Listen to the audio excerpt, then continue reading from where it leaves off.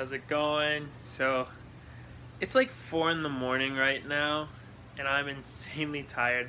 I am working away on the reptile room behind me. Like, if you guys see all those enclosures, that is a lot of dedication that I have been putting into getting this room ready for a reptile room tour. But today is a really exciting video because after several months of waiting for the import to arrive, I received my 7 Uroplatus phantasticus from a Madagascar import. For those of you that are questioning this, just so you know, yes, I acquire wild-caught Uroplatus phantasticus or satanic leaf-tailed geckos from Madagascar. These animals are legally obtained, so guys, don't worry. All of them have CITES paperwork, etc. Some of you may be saying, why are you taking them out of the wild? Well, these are not a common animal. We need to be able to produce them in captivity to alleviate the demand for the wild-caught animals. I'm really a firm believer that wild-caught animals should be reserved for those that are breeding. The wild-caught animals shouldn't be going into a pet owner's home and becoming a pet. They should systematically be given to those individuals who are breeding. And so that is what I do with my animals. I acquire wild-caught animals, and I do that so that I have more diverse bloodlines and more opportunity to further establish the species in captivity. Every single pet that exists in the pet trade is derived from animals that were obtained from the wild. So whether it's a hamster, I could go as far as to say a dog or cat before they were domesticated, originated from individuals that had to be obtained from the wild. So their sacrifices so that future generations can enjoy captive bred representations of a certain species. And let me show you and tell you, I do my best to give the animals the most loving and naturalistic setups possible. First, you're going to see that the animals I've obtained are going to go in what I call sort of a quarantine bin.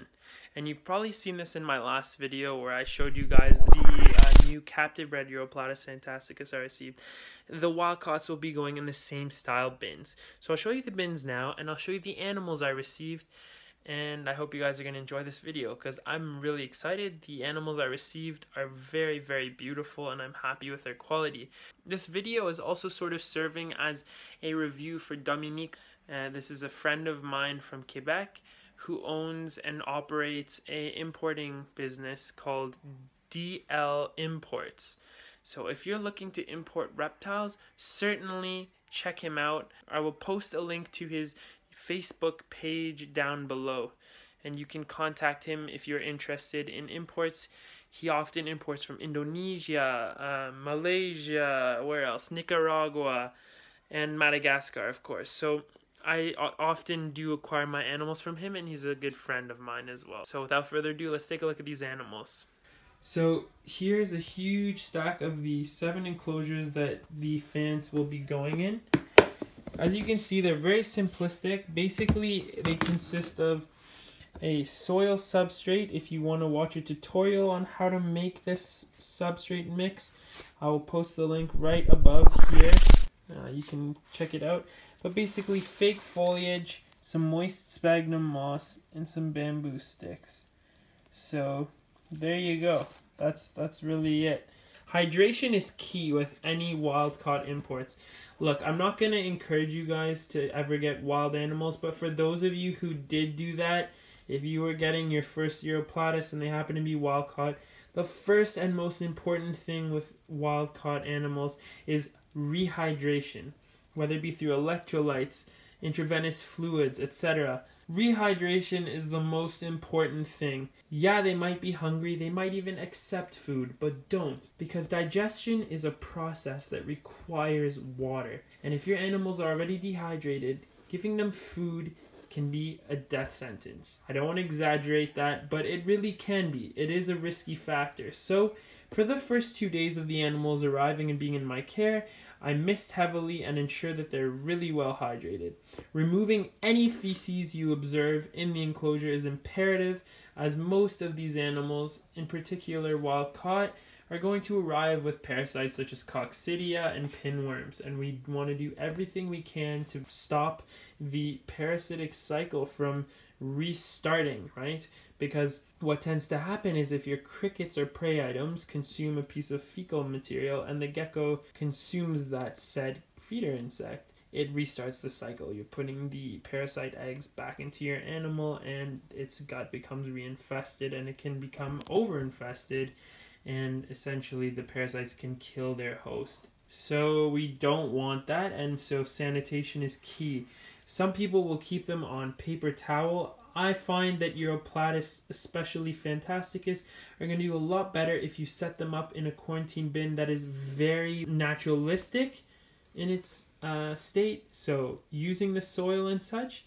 However, you just have to continuously pick out any feces. So it is a little more annoying to find that on soil as opposed to paper towel, but I think maintaining humidity and a clean, healthy, fresh environment that makes them feel safe is easily or more easily achievable when you are actually using soil and moss. So this is the method that works for me. It's not set in stone. You don't have to follow it, but I just wanted to show you. So now we'll actually go and look at the animals.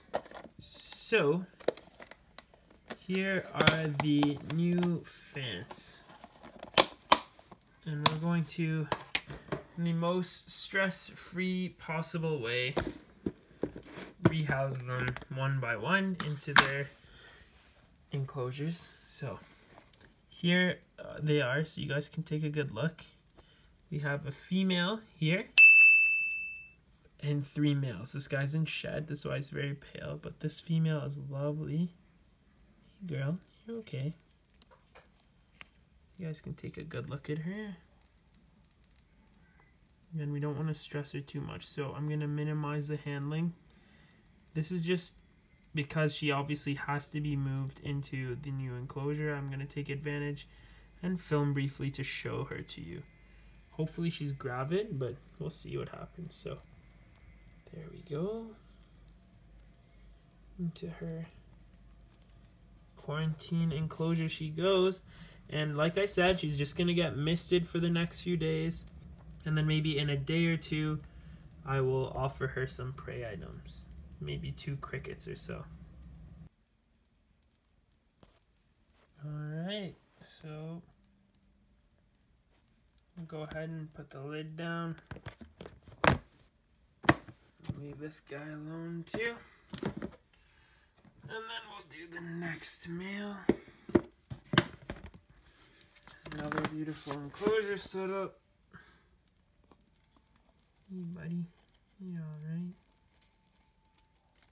So again, this male, very light colored. He's quite nice. He's just in shed right now, so I'll put him back, let him be in peace. Close the lid, and we'll do an update on everybody tomorrow. Lastly, for the adults, we have this male. He's probably one of my favorites that I received. He is quite incredible by means of leaf mimicry. I mean, look at this animal. It's phenomenal. Look at him. Wowzers. Now that is a crazy looking gecko. So you can just see here, I'll give you one good look. And look at the tail on that animal, right? So, oops. There we go. There he is, and we'll let him be. Now we've got 3 left, and these are all quite young still. So we have a small female phantasticus. This little lady. Also gonna get her own enclosure there. Get the lid on. And leave her in peace. Lastly, we have this little male. He's in shed currently. He's quite nice looking. Quite nice, but I don't want to stress him. So he'll come out of that shed when he's ready. If not, I will assist him tomorrow. He's gonna just go in there. And he'll do his thing as well. So yeah guys, I hope you enjoyed this brief video. Just kind of shows you how I quarantine my animals. Really looking forward to giving you guys an update on these fans. Alright guys, so pardon the mess. I'm doing a lot of work here in the reptile room. Sneak peek! Whoop! Basically, I want to do the update on these new phantasticus, satanic leaf-tailed geckos. It's been 2 weeks now since they've arrived. And I want to show you guys how they're doing. So here we have the first male who is sleeping. And this guy's been doing good. He's been concerning me a little bit about how much he eats, but he is eating, and I am finding stools I have to clean in here, so that's a good sign. But so far he is pretty shy at eating, so this guy's doing great. After a few more months, probably gonna end up making a nice enclosure for him, and he'll be safe to go with the rest, probably in these enclosures that I'm designing after he gets some treatment for parasites and whatnot. So yeah, that's him. I'm gonna spray him down in a bit. Next up, we have this lovely fan. And by the way guys, I don't know what happened. My video cut out earlier when I showed you guys the animals and they initially arrived, so you may notice that there are a few more fans in this video than you initially saw in the unpacking. This is a young male who appears to be sitting on feces. Not good. I'm gonna have to clean that out. This is the only animal that's sort of sketching me out. He is okay, like he's healthy. He just has a smaller tail, but I am watching him like a hawk because he is a bit on the thin side. I've just been focusing on keeping him hydrated, and hopefully he's gonna be fine. So that's him. We'll put him away. Over here we have a lovely little female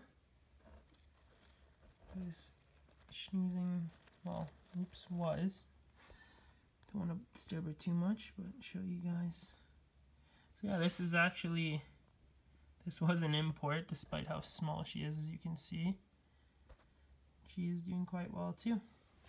So she's probably going to stay in one of these tubs till she grows a little bigger, and then we'll move her into a large planted vivarium. Next we have my favorite of the two females I received, this female. And the reason why is because I'm fortunate to have quite a few red fans. I don't have too many fans that have like this variegated leaf-like pattern dorsally down the back. And although this isn't exactly what I'm trying to get, I really would like to do some selective breeding by breeding females like this, where they look like this female over here. You can see her, this one here. Yeah, sorry girl. Females like that, I would really like to selective breed to males that look like this and see what we get. See if there's any result when you breed a male like this to a female like this. But that's for later, after she's acclimated and doing well, settled in for a few months. So that's her. And this female is eating quite well. And I'm crossing my fingers she might lay a few eggs, because that would be great. Those would be, you know, offspring produced from a wild male, and would then be, you know, 50% new bloodline, right? Next up we have this lovely whitish, or shall I say gold male. This guy is pretty stunning. Anybody, don't go anywhere, please. Oh man, you can see him there. Quite the impressive animal. He's doing great, eating well. Come on. There you go, buddy. And I really like this male too. So I'll put him away calmly. Who do we have here? This is also an interesting animal. If I can find him. Now, you may recall this male was in pretty bad shed when he arrived. And it is still stuck to him, but this isn't the type of shed that you can just peel off. For those of you that keep Uroplatus, you'll know that this is kind of like, not a wet shed, but it's stuck and it will damage the body underneath if you're trying to start tearing that off. So I have had him in moist moss several times and he has only gotten that much off. I'm not too concerned about it. Like, it's not on his toes or his limbs, so I'm not concerned about it constricting blood flow to the joints or anything. I know that when he's ready to shed again, this should come off with more ease. So I don't want to stress him out. I've just been focusing again on rehydration and getting the animal to eat. But this guy is going to look very nice when he's freshly shed. You can see that there's a lot of pattern on him. And he has a beautiful rusty red base color. And check out the tail, all those notches. Really, really impressive. So we'll put him back and not stress him too much. And lastly, before we end the video, we have this really nice male. Also some very interesting pattern. He's doing quite well. I love the red cheeks. He has the red blushing on his cheeks. And eventually he also has some beautiful coloration as well. See that? Yeah. It's like there's magma on his body.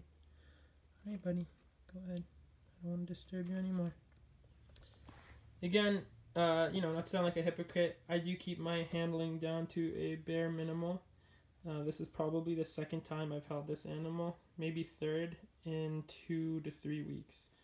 To give you an idea. And it was no longer of a handling session than that. You're just checking the animal and giving it a once over. So, but yeah, guys, I really hope you enjoyed this video. It's just a small update on the new imports. They're going to be housed in these enclosures up on that shelf for the next few weeks, maybe months, for the little guys. Those two, that young male that you saw that I'm worried about, and the tiny female. But otherwise, after a few months and some proper treatment, I'll be going into naturalistic Vivaria like a lot of the other breeders on both sides of the room there. And yeah, stay tuned for some really exciting updates. Again, one more peek. Whoop! Check out this wall of enclosures. You can pause it and see what's in them, I guess, and get excited. Lastly, I just wanted to take a sec to wish you all a Merry Christmas, Happy Hanukkah, or any other religious or family celebration you may be celebrating during this season's time. So everybody, hope you're doing wonderful. Enjoy the next few days and weeks. Happy New Year to you all. And we'll see you guys all soon for some new awesome video content. Oh, don't look back there. That's too early. You're not allowed to see all those spiders. Too early. You're gonna see that tarantula tour video soon though.